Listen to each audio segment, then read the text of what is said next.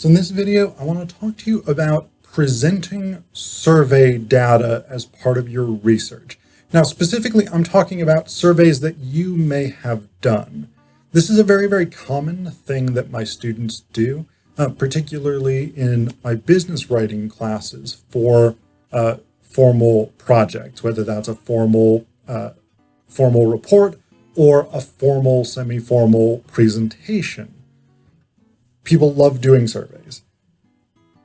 There are concerns about surveys in general, and in particular, one of the questions you always want to be cautious about with surveys is how many responses are you getting, but those are issues that I'm not dealing with in this video. Specifically here, I'm concerned with how do you present the data that you've gotten from surveys effectively.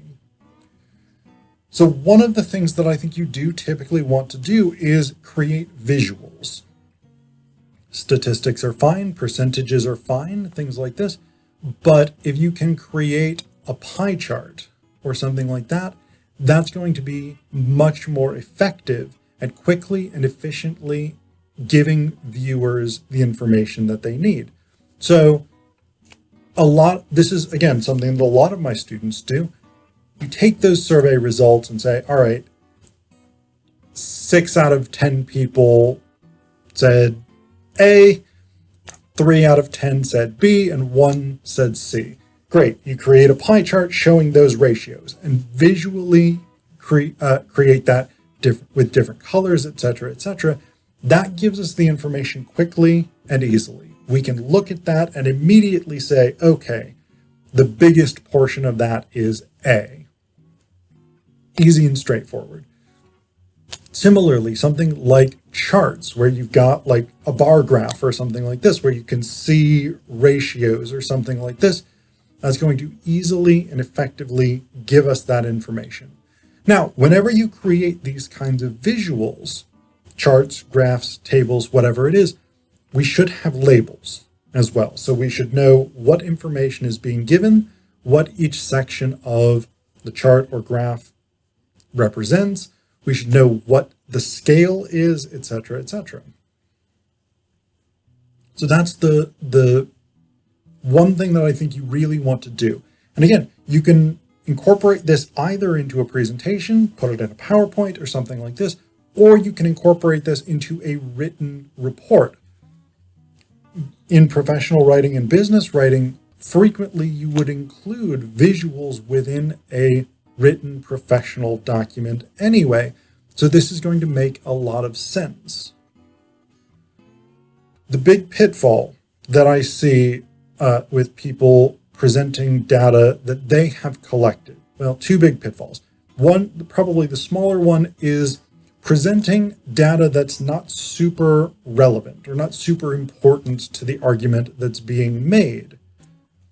The other is spending a lot of time talking about the methodology, right? So what I mean by that is you don't need to tell us we did a survey where we asked this question and this question and this question. You don't need to tell us that. You don't need to describe where you went to find people for this survey necessarily. What's important, and to be clear here, disclaimer, for something like the social sciences, this may be very different advice. So that's worth knowing. If you're writing, say, a formal APA paper for a study for sociology or an ethnography paper or something like this, you very well may want to incorporate that methodology information. For the purposes of business and professional writing, as well as for general arguments for something like a first-year composition course, you don't really need that. The problem with talking about here's how we did the survey and here's what questions we asked, etc., etc., is that it takes attention away from the data and puts the attention on the data collection technique.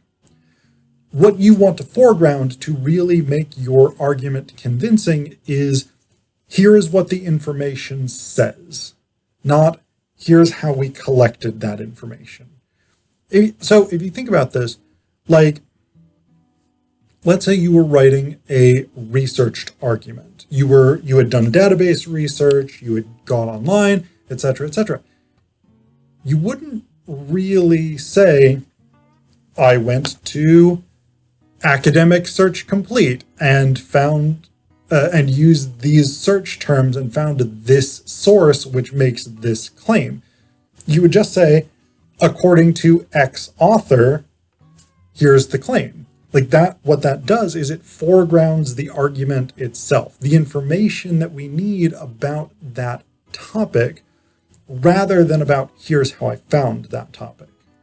So, right, this is one of the differences between a discipline like math, at least in like high school, and English or composition or writing. In math, right, they want you to show your work. That's the big thing throughout high school math. I also haven't been in a math class since like 2006, 2007. So it's possible that that's changed, but that always used to be the thing. Like, you show your work with math problems because it's not just important that you get to the right answer, but also the method that you use to get to that right answer matters. In English, in writing, we don't care about that. We don't want to see, here's how I found this data, here's how I did this research, here was my process, here's how I drafted and revised this essay or something like this. None of that stuff should be there. What we get is a final product, a report, an essay, a presentation, whatever it is, and that presentation foregrounds the argument itself. And so that's the thing that you want to do, rather than we asked 100 Penn State students this particular question.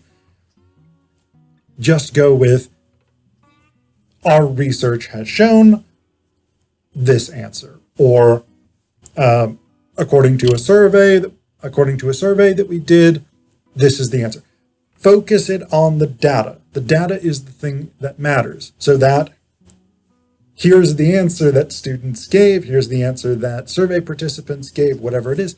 That's the piece that should be foregrounded, because that's the thing that's going to convince your viewers.